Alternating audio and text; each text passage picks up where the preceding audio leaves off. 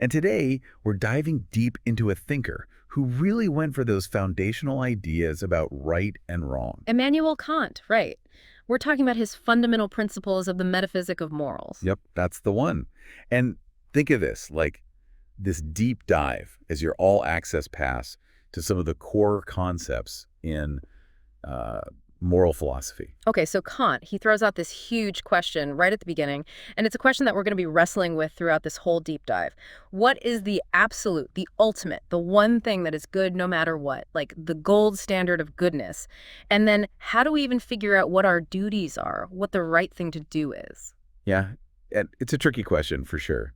But Kant gives us some tools to work with. And one of the first things he does is introduce this maybe surprising idea. Yeah, he calls it a goodwill. And he's really adamant that it's the only thing that's good without any qualifications, without any exceptions. It doesn't even matter if it leads to good outcomes. Right. He even thought that this idea, this focus on a goodwill, might sound a bit odd to people, like some kind of high-flown fancy. Absolutely. So buckle up, folks, because we're going to be unpacking a lot here. We're going to be looking at why Kant thought reason might not be the best way to achieve happiness. And then we'll get into this whole concept of duty, which is central to his thinking. And then we'll try to wrap our heads around his big idea, the categorical imperative, which is, well, it's a mouthful, but it's a powerful concept. It is, it is. Okay, so let's start with the basics, right? What is this goodwill that Kant keeps talking about? Well, Kant starts out by saying, flat out, that nothing else, literally nothing, can be considered good without qualification except for a goodwill. So nothing else is good on its own. Is that what he's saying? Yeah, basically. And then he goes on to list all these things that, most people would consider good intelligence, wit, courage, power, riches, health, even happiness. Right, right. All the stuff we generally think of as desirable. Exactly. But Kant argues that all of those things can actually become bad, really bad, if they aren't guided by a good will. Okay, so how does that work? How can those things, like intelligence, how can they turn bad? Well, think about it. Intelligence can be used to deceive people, to manipulate them. Courage can be used for evil purposes. Power can be used unjustly. Someone can be wicked and still be happy, right? I see. So it's like having a powerful car but a terrible driver. You need that goodwill to steer those other qualities in the right direction. Exactly. It's the goodwill that makes all those other things truly good, that keeps them from being misused. And Kant even goes further. He says that even deserving happiness, being worthy of happiness, depends on having a good will. Okay. So it's not just about doing good things. It's about having the right kind of intention behind them. Right. Because you could imagine someone, a truly evil person, achieving great success and happiness. Yeah. But if they don't have a good will, it's just like a hollow victory, right? It doesn't sit right. Yeah, I get it. Okay, so we've established that the goodwill is really important. But then Kant also has some pretty interesting things to say about reason and happiness, and they're not necessarily what you'd expect. Right. This is where it gets really thought-provoking. Yeah. So Kant basically says that if nature's main aim for us was just to be happy, to experience pleasure, and avoid pain, then giving us reason was a pretty big mistake. A mistake? Wait, how does that make sense? Well, think about it this way. If all you care about is survival and feeling good, instinct would be a much more efficient, more reliable guide.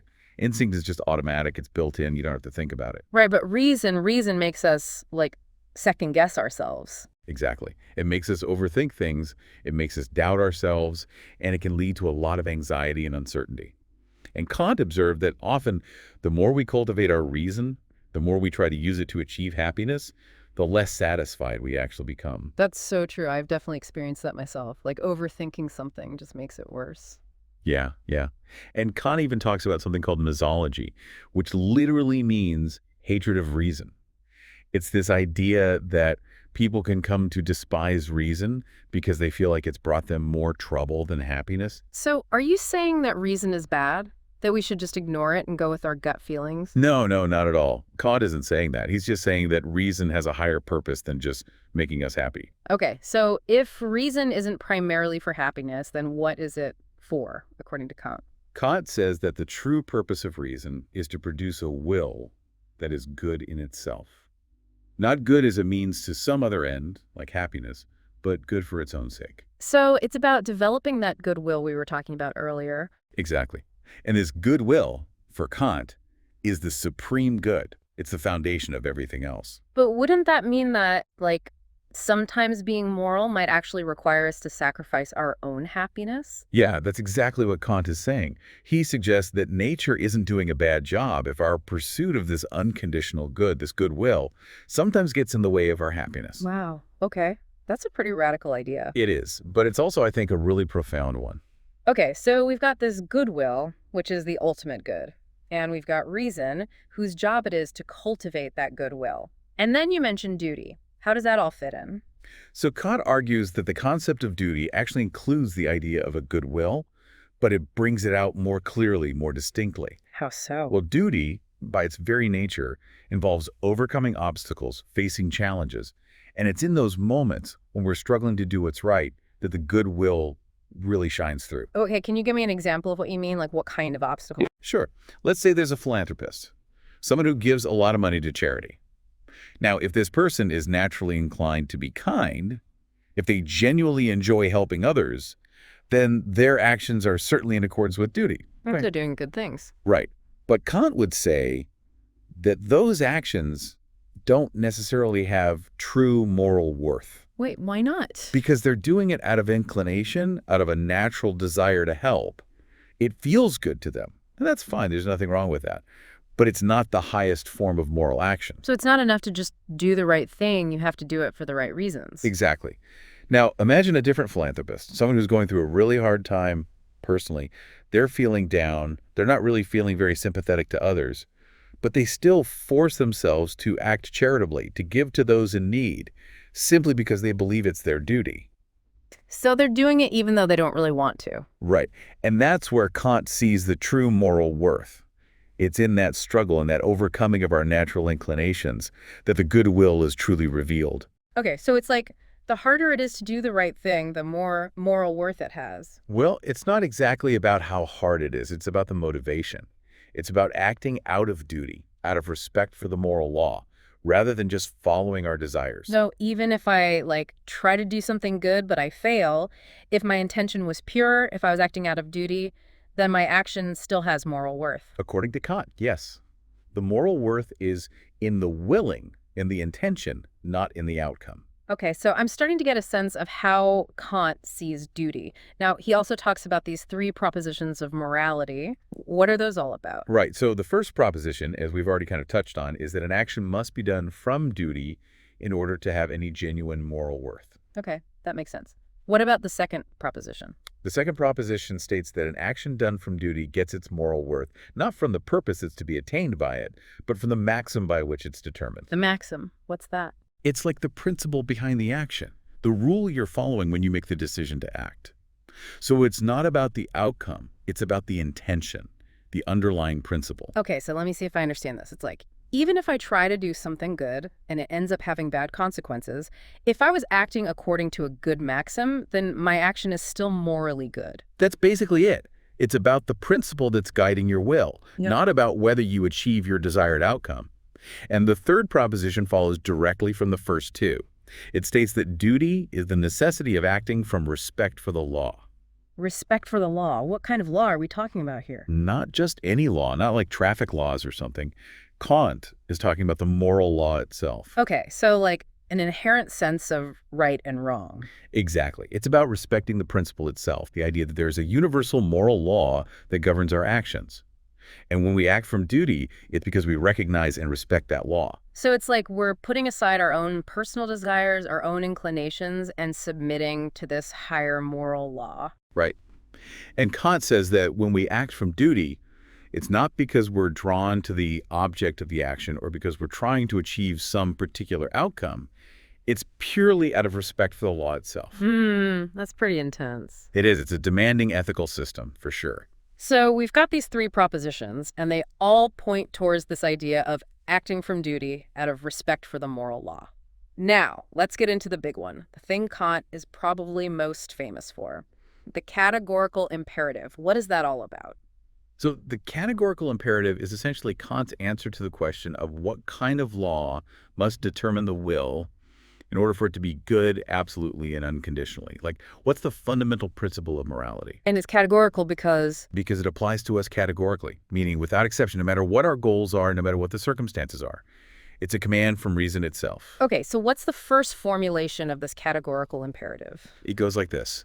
Act only on that maxim whereby thou canst at the same time will that it should become a universal law. Okay, that's a mouthful. Can you break that down for me? What does it mean to will that it should become a universal law? So let's say you're thinking about doing something, taking some action. Kant says you should ask yourself, what's the maxim behind this action? What's the rule I'm following here? Okay, and then... And then you ask yourself, could I rationally will that this maxim, this rule, should become a universal law, a law that everyone follows in all similar situations? So it's like a test of whether my action could be applied universally. Exactly. It's about thinking beyond your own immediate situation and considering the implications of your actions for everyone. Okay, I see. Can you give me an example of how this works in practice? Sure. Kant uses the example of making a false promise. So imagine you need money really badly, and you know you can't pay it back. You're tempted to borrow money from someone and promise to repay it, even though you know you won't be able to. Yeah, that's a tough situation. It is. But Kant says we need to look at the maxim behind that action. The maxim would be something like, when I need money, I will borrow it and promise to repay it, even though I know I can't. Right. And then we apply the test. Right. Could we rationally will that this maxim should become a universal law? Could we will that everyone should act according to this principle whenever they need money? I guess not. Because if everyone made promises they didn't intend to keep, then promises would become meaningless. Nobody would trust anybody. Exactly. The maxim would contradict itself. It would undermine the very institution of promising. And so acting on that maxim is morally wrong, not just because it might have bad consequences for you personally, but because it's a rule that couldn't be universalized. So even if I somehow got away with making a false promise, it would still be wrong because it violates this principle of universalizability. Precisely. And Kant argues that this principle is actually at the heart of how we all, as rational beings, think about morality. Even if we don't consciously articulate it in this way, we have this intuitive sense that moral rules should apply to everyone equally. But then why do we so often fail to do the right thing? Why is it so hard to be moral, even if we understand these principles? Well, Kant acknowledges that we have a natural tendency to make exceptions for ourselves. We want to bend the rules to fit our own desires. And this is where the conflict between duty and inclination comes in. Right. It's like we know what we should do, but we don't always want to do it. Exactly. And Kant says that this conflict, this struggle, is actually a sign that we do recognize the validity of the categorical imperative. Because if we didn't believe in the rule, we wouldn't feel the need to justify breaking it. Okay, that's an interesting way to look at it. Now, Kant also talks about moving beyond what he calls popular philosophy. What does he mean by that? So popular philosophy for Kant is like just looking at examples of moral behavior and trying to derive rules from that. Okay, so like observing what people do and then making judgments based on that.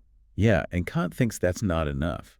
He says that if we only look at examples, we can never be sure if people are acting truly out of duty or if there's some other motive, some hidden self-interest at play. So like, even if someone appears to be acting morally, we can't know for sure what's really going on in their head. Right. We can't be certain about their true motivation. And Kant also says that morality has to be based on something more than just examples, because even to judge whether an example is morally good or bad, we need some prior standard, some principle to measure it against. So he's saying that we need a more fundamental basis for morality than just looking at what people do. Exactly.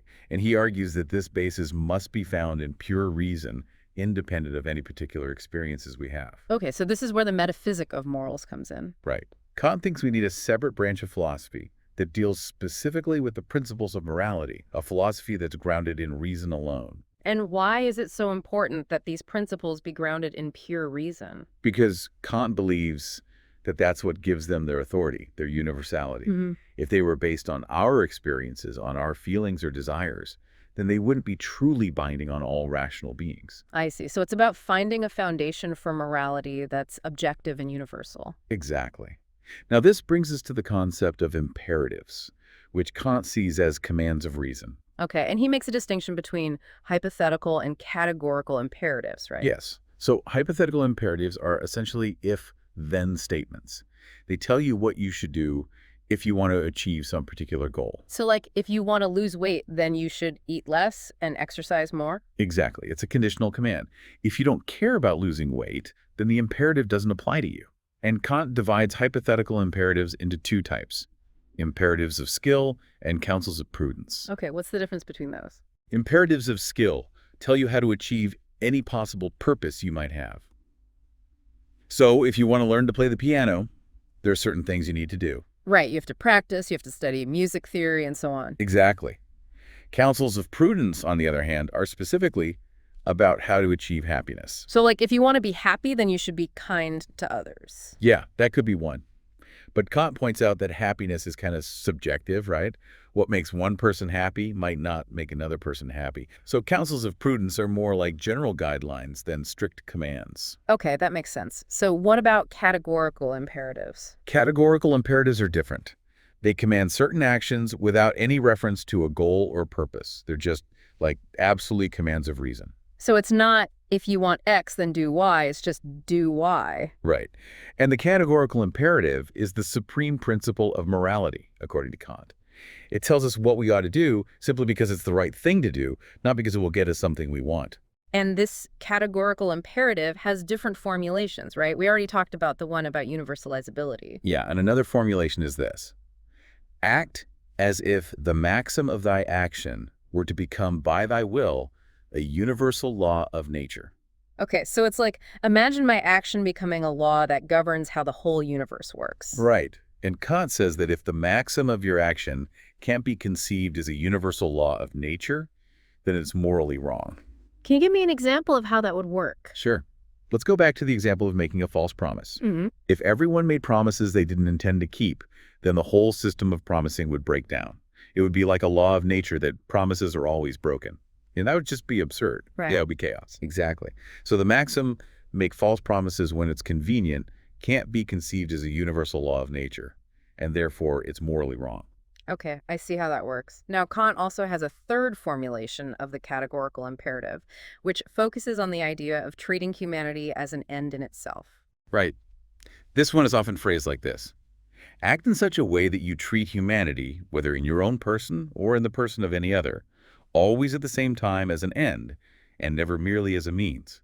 Never merely as a means. What does that actually mean? It means that we should always respect the inherent dignity and worth of every rational being, including ourselves. We shouldn't treat people as objects to be used for our own purposes. So, like, I shouldn't manipulate someone into doing something for me, even if it's something I really want. Right, because that would be treating them as a means to my own end.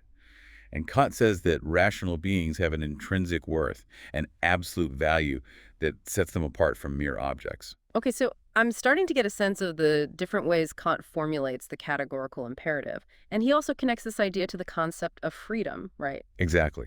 Kant argues that a free will is a will that acts according to the moral law. And the moral law, as we've seen, is embodied in the categorical imperative. So if I'm truly free, then I'll naturally act morally. Well, it's a bit more complicated than that.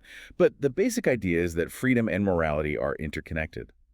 A free will is a will that's capable of choosing to act according to reason, rather than just being driven by instincts or desires. Okay, but can we actually prove that we're free? I mean, it often feels like our choices are determined by things outside of our control. Yeah, that's a tricky question. And Kant acknowledges that we can't prove freedom in the same way we can prove scientific facts. But he argues that we have to presuppose freedom in order for morality to make sense. So it's like a necessary assumption. Exactly. Yeah. Because if we're not free, then we can't really be held responsible for our actions, right? Right, and that would undermine the whole idea of morality. Exactly. So Kant says that we have to assume freedom in order to make sense of our moral experience, even if we can't definitively prove it. Okay, that's a pretty big leap of faith. It is. But Kant thinks it's a necessary one. And this brings us to the idea of having an interest in morality. Like, why should we even care about being moral? Yeah, that's a good question. If we can't even prove that we're free, why should we bother following these moral rules? Well, Kant says that the moral law has a kind of authority over us, even if we don't fully understand where that authority comes from. It's like a command from within our own reason. So it's not just about following rules that somebody else has imposed on us. Right. It's about recognizing the validity of the moral law itself, the law that our own reason gives to us. Okay, I see. But it still seems kind of circular, right? We assume freedom in order to have moral laws, and we understand moral laws because we assume freedom. Yeah, Kant acknowledges that it can seem that way, Yeah. but he tries to resolve this apparent circularity by distinguishing between two different standpoints. Okay, what are those? So there's the standpoint of the sensible world, which is the world we experience through our senses, and then there's the standpoint of the intelligible world, which is the world of reason, of pure understanding. So it's like two different ways of looking at ourselves. Exactly. When we look at ourselves from the standpoint of the sensible world, we see ourselves as determined by physical laws, by cause and effect. But when we look at ourselves from the standpoint of the intelligible world, we see ourselves as free agents, as capable of acting according to reason. And it's from the standpoint of the intelligible world that we can grasp the idea of freedom and the moral law. Precisely. And Kant argues that we have to occupy both of these standpoints in order to make sense of ourselves as moral beings. Okay, so I think I'm starting to see how Kant thinks the categorical imperative is possible. It's because we exist in both the sensible world and the intelligible world. Exactly. And this brings us to Kant's discussion of the limits of practical philosophy. Okay, what are those limits? What can't philosophy explain? Well, Kant says that philosophy can't ultimately explain how pure reason can be practical, how it can actually motivate us to act. It can't explain how freedom is possible. So there are some fundamental mysteries that reason can't penetrate. Right. And Kant says that this is just a limitation of human reason. We can't grasp the ultimate ground of things. We can only go so far. So where does that leave us? Well, Kant thinks that even though we can't fully explain these things, we still have to presuppose them. We have to assume freedom in order for morality to make sense. And we have to assume that reason can be practical, that it can guide our actions. Okay, so it's like a kind of rational faith. Yeah, I think that's a good way to put it. And Kant suggests that this faith is supported by our moral experience. We feel the pull of the moral law, even if we can't fully explain it. And that feeling, that sense of obligation, is evidence that there's something more to us than just our physical existence. That's a pretty powerful idea. It is. And it leads to a very different understanding of morality than what we might be used to. Right. It's not about calculating consequences or following rules that have been imposed on us from outside. It's about acting according to principles that we ourselves, as rational beings, can recognize as valid. Okay, so to sum it all up, Kant's philosophy is a challenge. It's a challenge to think about morality in a new way, to see ourselves as both free and obligated. Exactly. And it's a challenge that's worth taking on. Because if Kant is right, then morality is not just a set of arbitrary rules, it's an expression of our own deepest nature as rational beings. Wow. That is a lot to think about. Thank you so much for this incredible deep dive. You're very welcome. It's Great. been a pleasure discussing these ideas with you. And for our listeners out there, we'd love to hear your thoughts on all of this. What do you make of Kant's ideas about the goodwill, duty, and the categorical imperative? Does it resonate with your own sense of right and wrong?